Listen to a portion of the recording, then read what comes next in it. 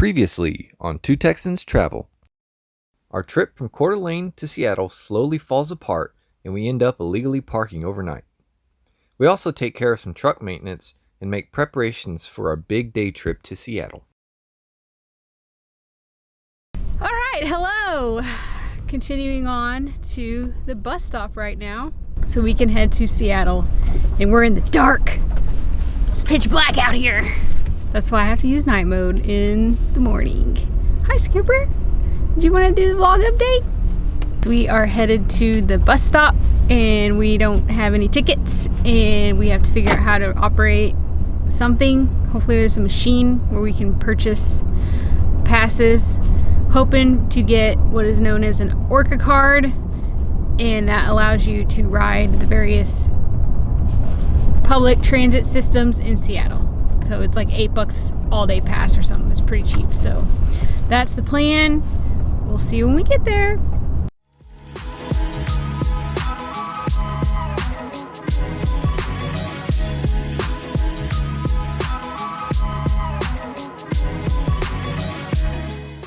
We're headed to the Sammamish Park and Ride to catch bus number 216 into downtown Seattle.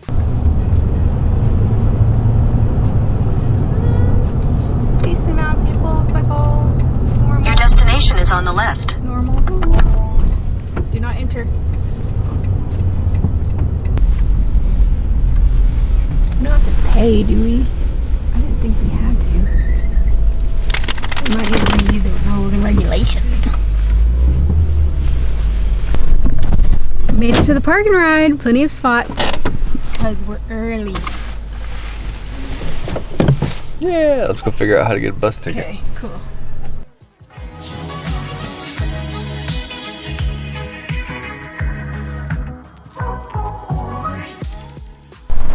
We're thinking we have to pick up our ticket online. Don't really know. So we're looking.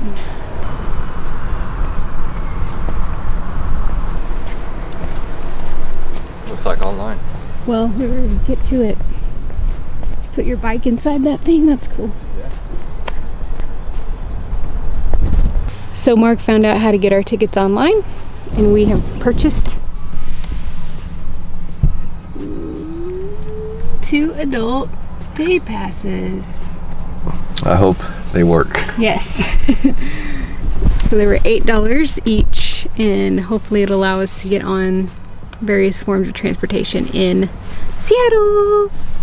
We have about 25 minutes till we catch our bus, so just chilling.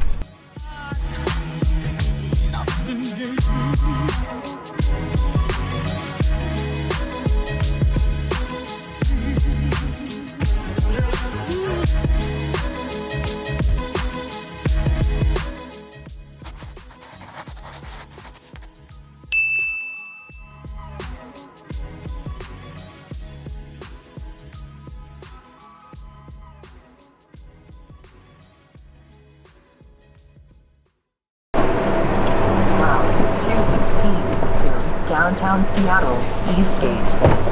Route 216 to downtown Seattle.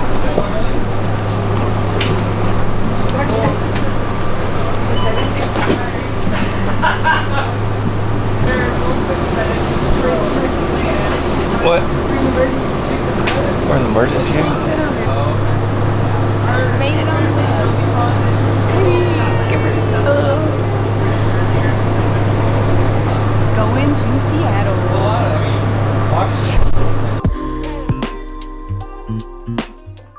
A couple of things to note about the bus. Dogs can ride for free if they are in your lap. $8 will get you a King County Metro Day Pass. And be careful where you sit. I felt a bit queasy watching the bus take its twists and turns, so I had to sit by the window.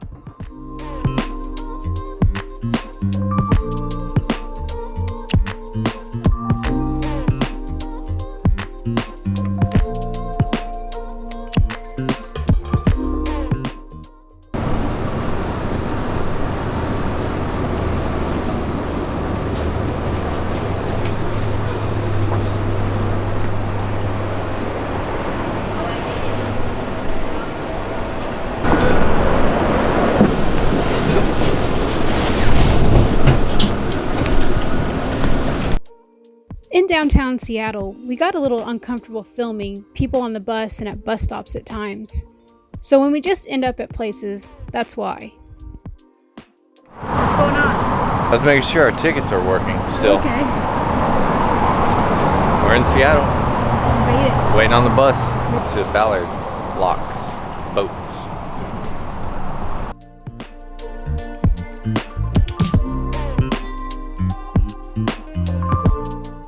We ended up walking the rest of the way because our bus never came. We think the schedule got screwed up due to construction. Silly Texans.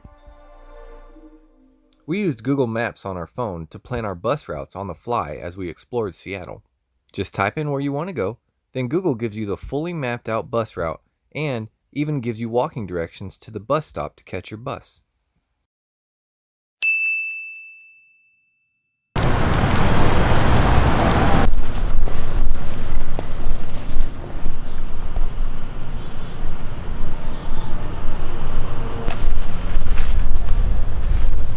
Cool.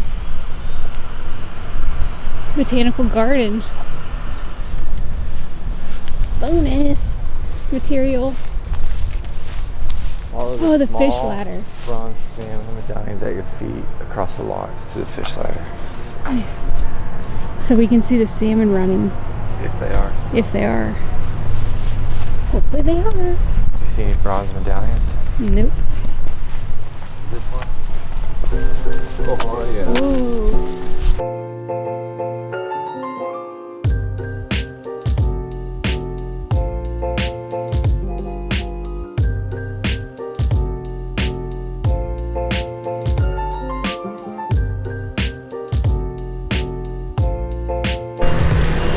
Why is there no boats coming through? There's no boats. No boats.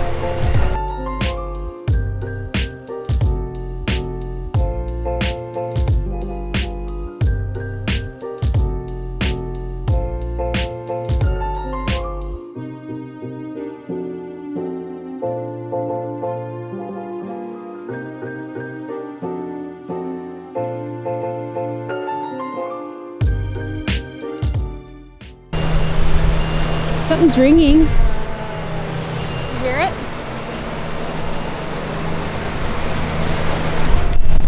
Have no idea what's happening.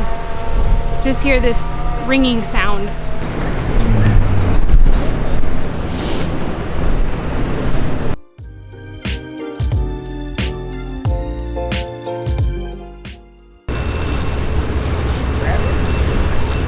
The ringing sound notifies you that the gates and walkways are opening or closing.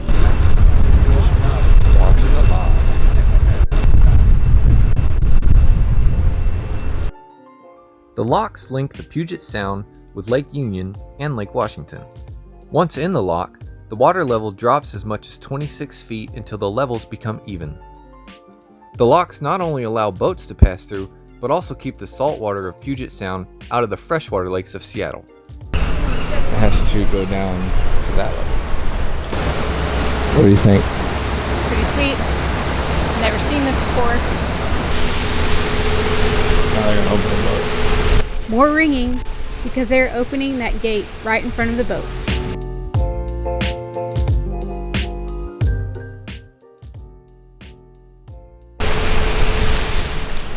From here.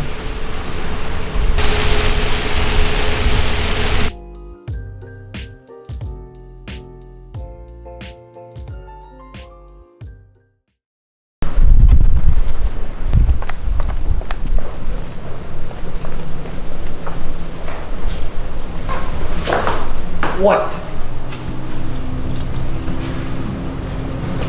Where are they? Not in here. Salmon run through the fish ladder where you can watch them. There's fish.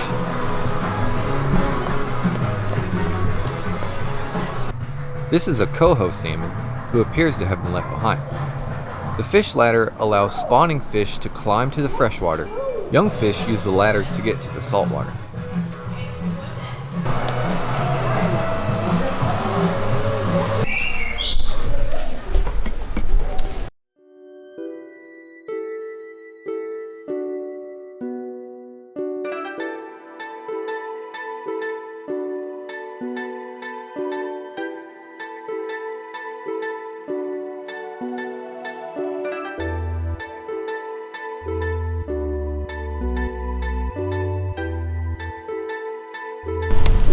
this really pretty botanical garden out here. Like, it's really nice.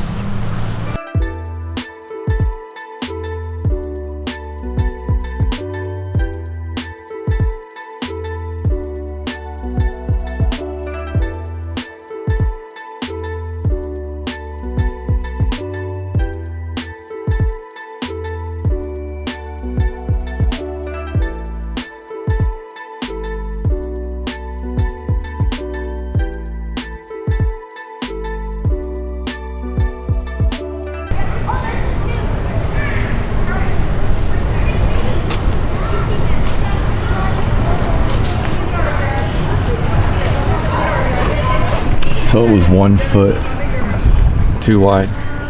We're leaving the Ballard locks. It's pretty cool. We were there for, shoot, 30 or 40 minutes. Got to see the salmon ladder, fish ladder.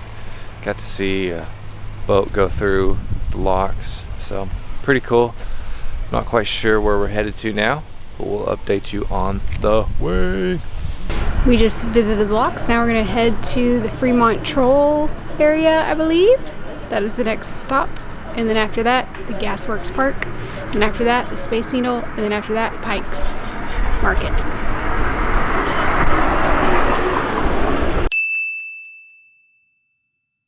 We're on our way to see the troll. Whoa, that's cool. We made it to the troll. Troll.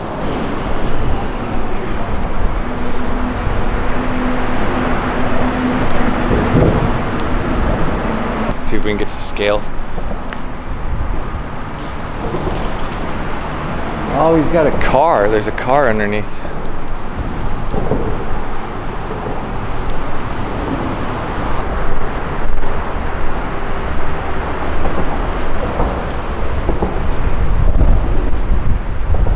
This troll was just people wanting to create art in the community.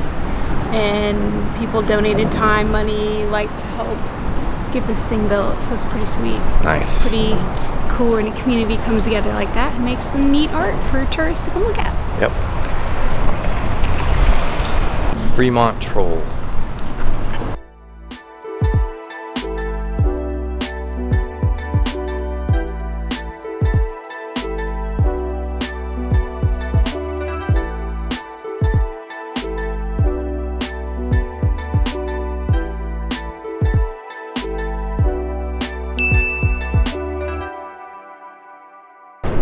Sunny today in Washington.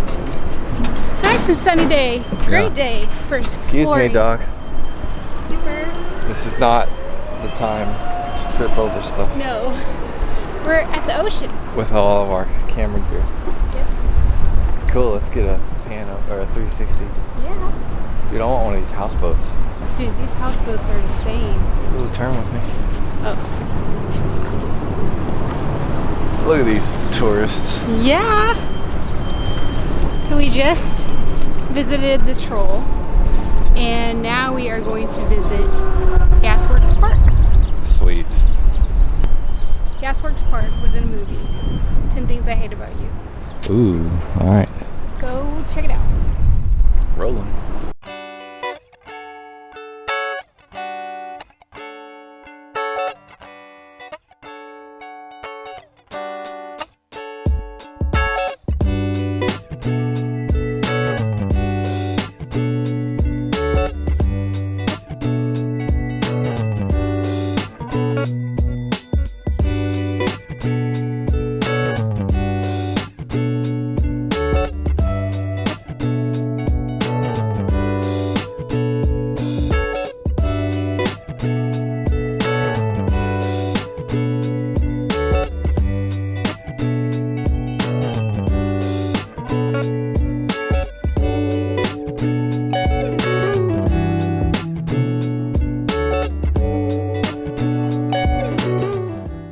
What's this place called? Gasworks Park. Do you know anything about it? No. No? Okay. No, I wanted to read some signs, but apparently they're all graffitied on. Yes. All we know is that it was an old gas plant that shut down and now it's turned into an attraction. Actually, An old coal gasification plant now turned into a park, to be exact, Mark.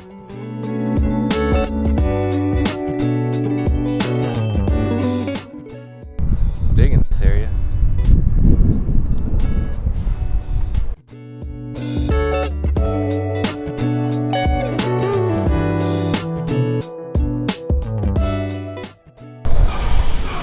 Oh, it's laser tag. Oh.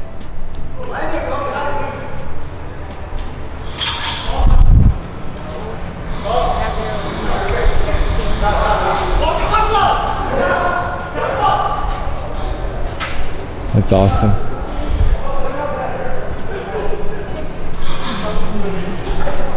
Go get him!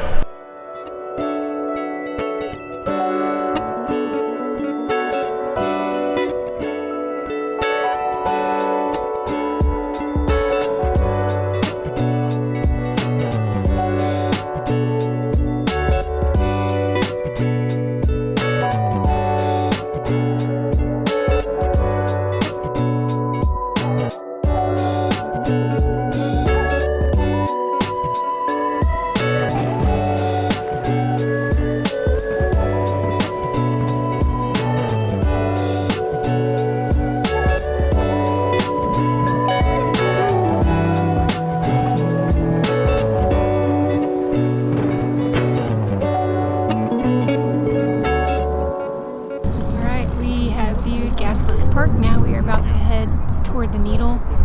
I don't know, just in the vicinity. And then our last stop is Pike's place. For some food. Cool. Alright, see ya. Big thrilling adventure of a lifetime. Opening April 21st to October 21st in Seattle. Everybody knows the Space Needle was constructed for the 1962 World's Fair in Seattle. But what you might not know is the foundation of the tower is buried deep beneath the surface. The Space Needle stands at a height of 605 feet. But what's crazy is the foundation stretches down 30 feet beneath the streets of Seattle. The needle itself is connected to the foundation with 72 30-foot long bolts. The Space Needle used to have a torch. A massive torch burned at the head of the needle throughout the run of the 1962 Seattle World's Fair. The natural gas torch producing the flame was between 40 and 50 feet tall, and it's said to have burned enough fuel to heat 125 homes. The torch was removed after the fair, allowing this energy to be diverted towards other uses. 6 people have parachuted from the tower, only 4 of them legally. The Space Needle inspired the living quarters of a famous cartoon family.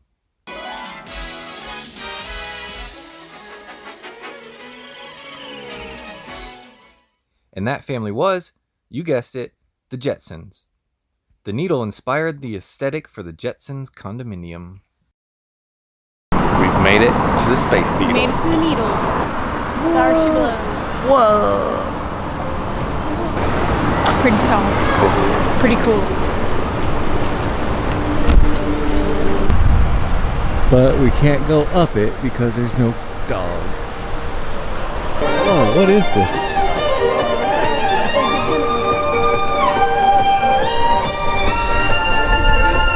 Oh, that's awesome.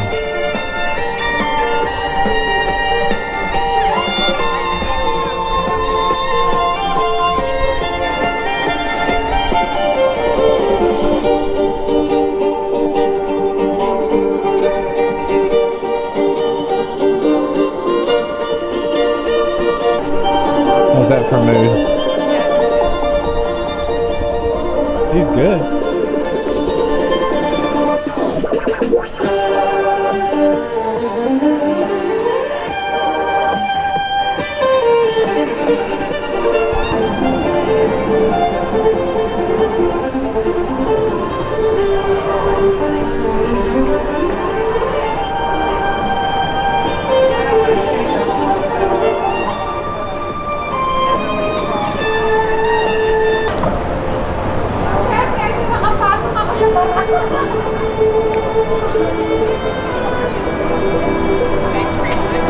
I just videoed people taking selfies on top of the needle. Nice. The Space Needle. Wow.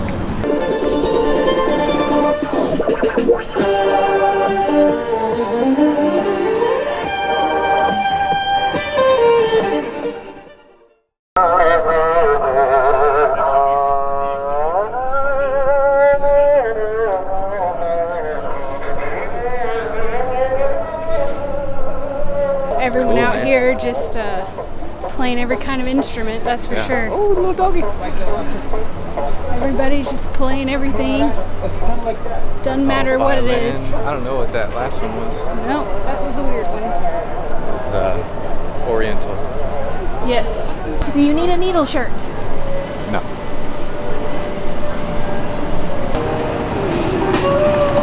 $7.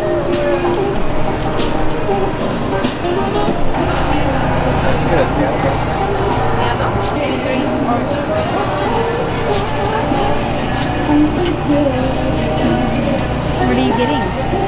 Seattle dog.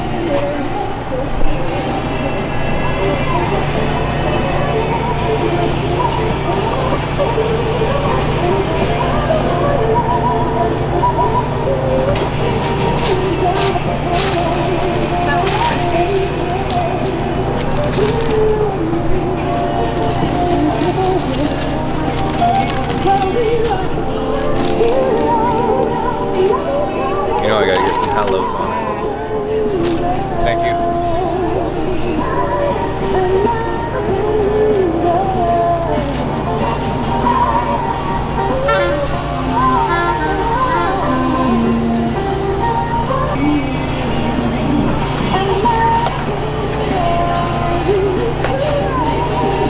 How is it?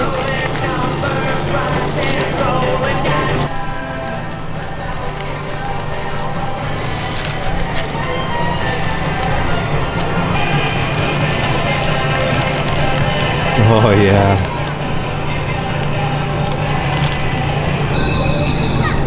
Skipper's dying for some hot dogs. Now that we got some fuel via Seattle Dog, we are headed to Pike's Market. We'll catch up with you there.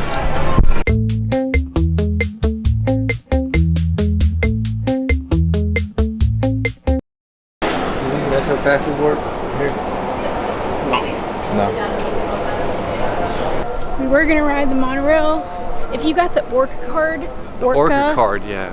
would apply for all the different transits, but we got just the Metro pass today, and so we couldn't get on the Alweg monorail. Looks pretty fun, but more exercise for us. One more mile. Yes. What are we about to do now? We are waiting for the bus, then we're going to Pike's Public Market. Pike's Market.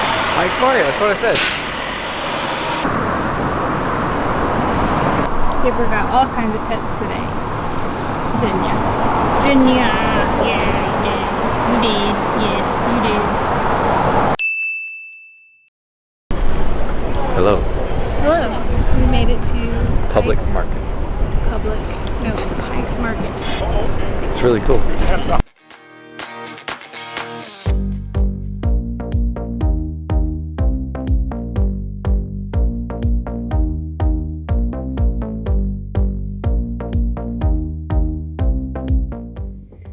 Pike Place Market, established on August 17, 1907, is an epic market that is best known for its flying fish.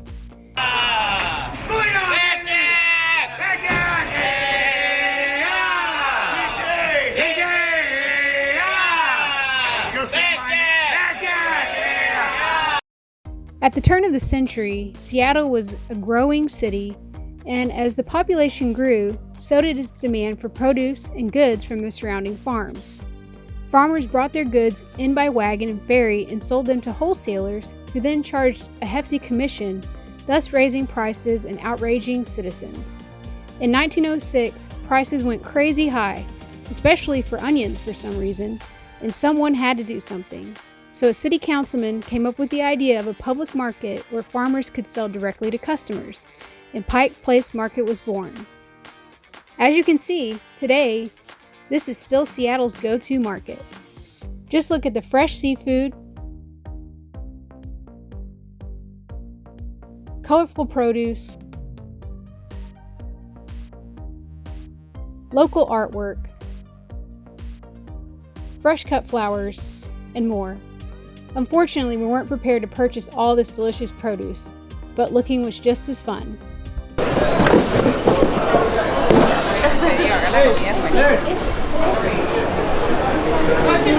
This stuff looks amazing.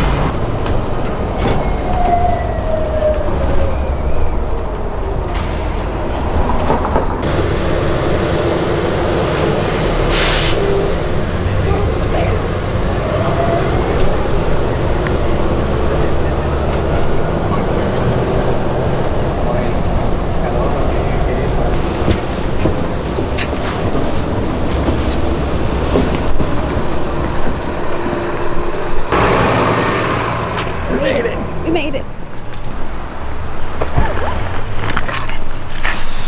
Seat comfort zone.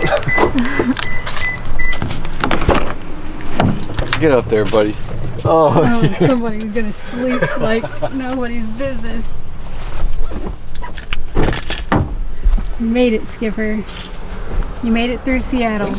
Wow. What a big day. What a day. Going since 5. Oh my About gosh. 12 hours, 13 hours of going. Oh man. We're gonna go get something to eat. Yes. We're tired and hungry and need beer. Mm-hmm. That was fun. I love you. Love you too.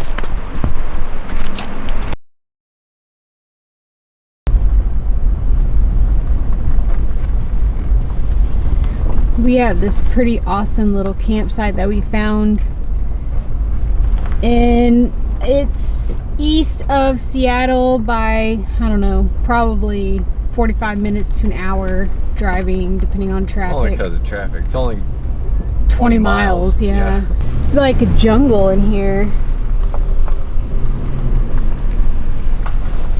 Pretty sweet little place. I'm making a pit stop at the bathroom because the one downside, no sewer hookup. So we try to use the restroom as little as possible in our camper.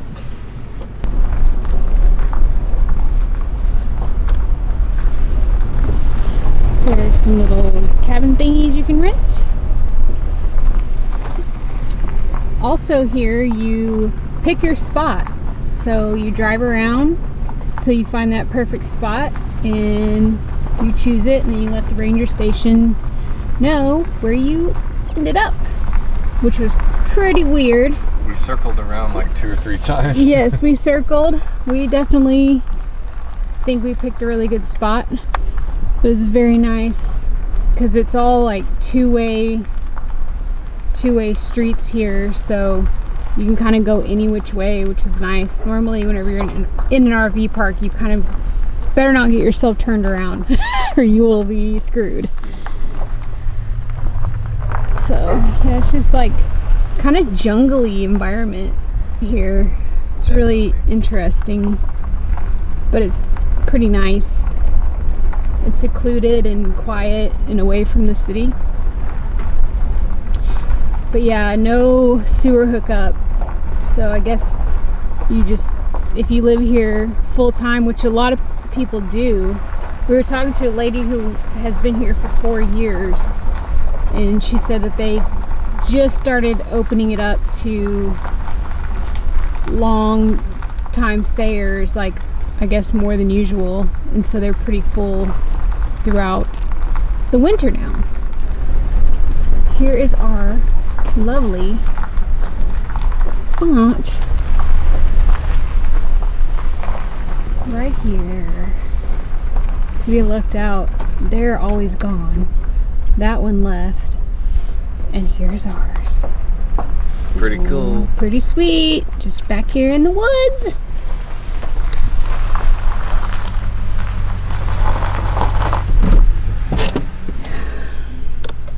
Cool beans. We're home. It's been a long day. We're home, yes.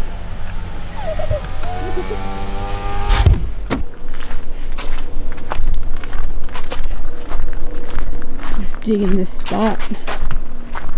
Wish we could stay longer, but they booked up on the weekend, which is the case.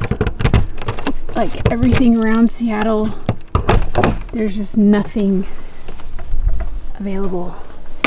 Nothing. Yeah. Just got kind of nothing behind you. Some cabins down there that are empty because it's a week. During the middle of the week.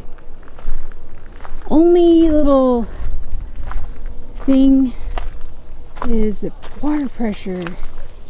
Like, just, we have a pressure regulator on there, and thank goodness, because it is very finicky. Look at this water pressure deal. What the heck? It's just spraying everywhere.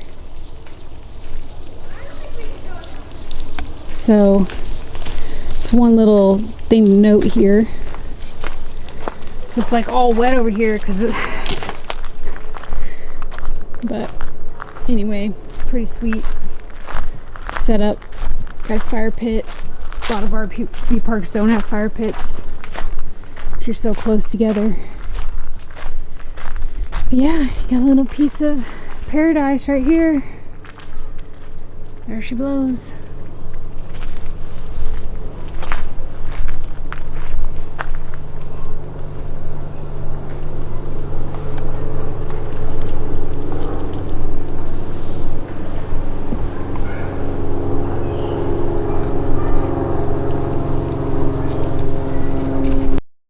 Up next on Two Texans Travel, we head to Port Angeles, Washington, and finally get to the beach.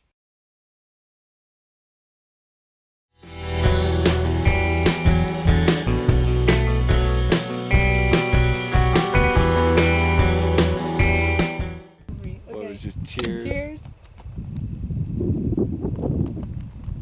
Like and subscribe. Damn it. Don't say damn it. You can still use it.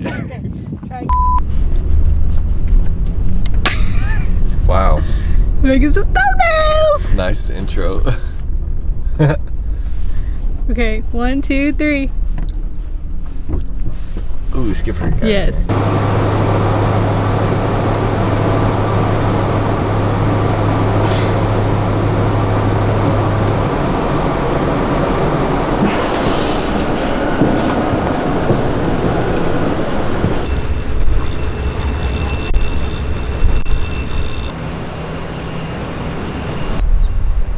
There he is again.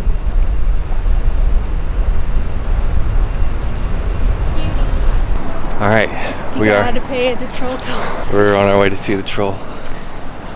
You gotta pay the troll toll to get in. You have to excuse my wife.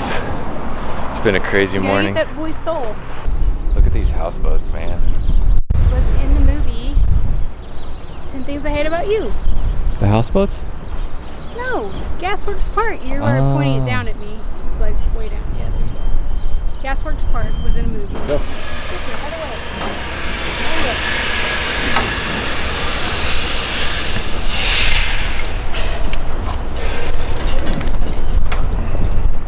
Jesus, what is happening? So, All right. go ahead. Go ahead. Look. Look at me again. Can I get it in the reflection? Oh, that'd be a cool shot. Selfie hill. Yeah. Selfie hill at the Needle. We are waiting for the bus. Then we're going to Pike's Public Market or something. What's it called? He never, ever knows what we're doing. It's really cool.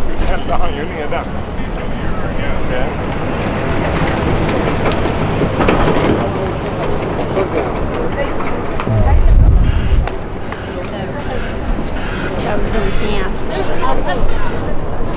What? So that was really fast. Oh, she was telling me I was moving it too fast. I'm the queen of moving it too fast. Yeah, you always move it all. This is hard to do with all the tripods. Yeah, I have it all over the place. Whenever I have the tripod, it's like correct. Yeah. And I don't have to look at it. Yeah. No, I caught myself sometimes looking and it's like sideways and upside down. Yeah.